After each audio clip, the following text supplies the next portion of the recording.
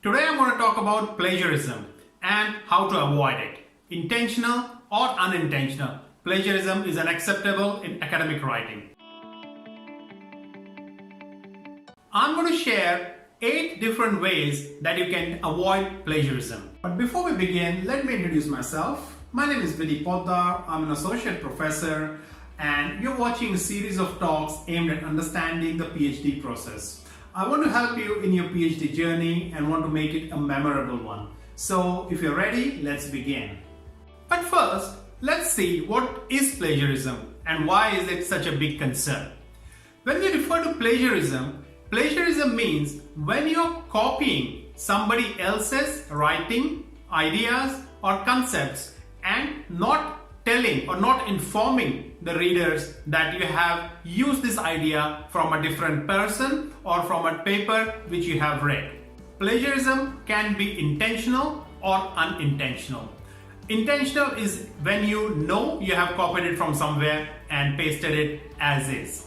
Unintentional could be you would have copied but you forgot to cite it or forgot to put some content that you have taken in double quotes. The first step is to always use original writing. Have your own ideas and write that in the text or the paragraphs that you're writing for your academic paper. If you have an opinion about a particular topic or a point of research that you're doing, just write it in your own words. That's the easiest way to avoid plagiarism. Plagiarism will not happen if you are not using somebody else's content. The second way in which you can avoid plagiarism is to paraphrase and cite. So if you have read say 4 or 5 different articles and you want to collect the ideas that you have gathered from reading those papers, you can do that. The only thing you have to do is paraphrase it, write it in your own words and always cite. So if you have used 5 papers, you should have at least 5 references where you cite that word. So the question comes is, what all should I cite? So common knowledge, public knowledge is not necessarily required to be cited. For example, cars drive on roads. That's a knowledge that everyone has. So you don't really need to cite that kind of an information. But if it is an academic thought, academic opinion that a researcher has given, you definitely have to cite that. Now the third tip.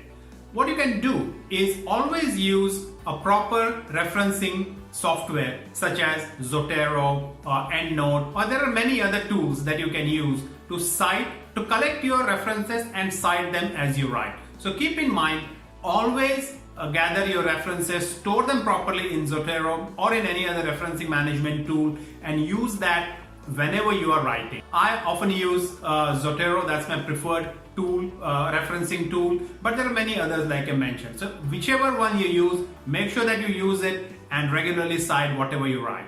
The fourth tip, you should always follow one or other form of referencing formats. For example, IEEE, APA, there are hundreds of different types of formats for citing. And many other times, the journals where you're going to submit your articles will specify a particular referencing format that they prefer. It could be IEEE, could be APA, could be any other, could be Chicago or so on. So whichever one you use, stick to that for that particular article. If you're not sure whether to cite or not, the best way is to cite it.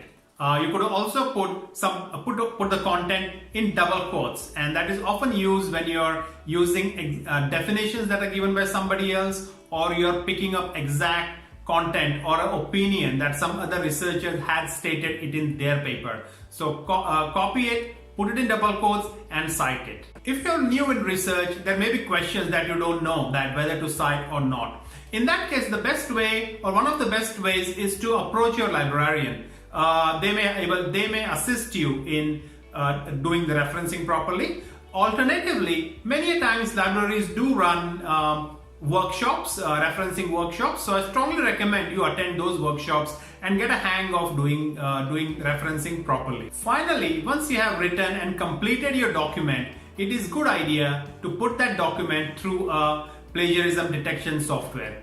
I personally use Turnitin, but there are many other softwares that you can use that will help you to go through your document completely and see if there are any areas where you have unintentionally plagiarized, and that's an opportunity for you to actually go and fix that bit of information within your paper.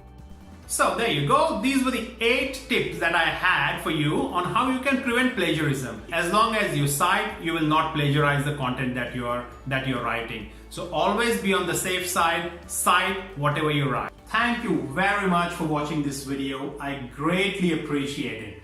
If you have learned anything from this video, please hit the like button and share it with anyone you think would benefit from this video as well.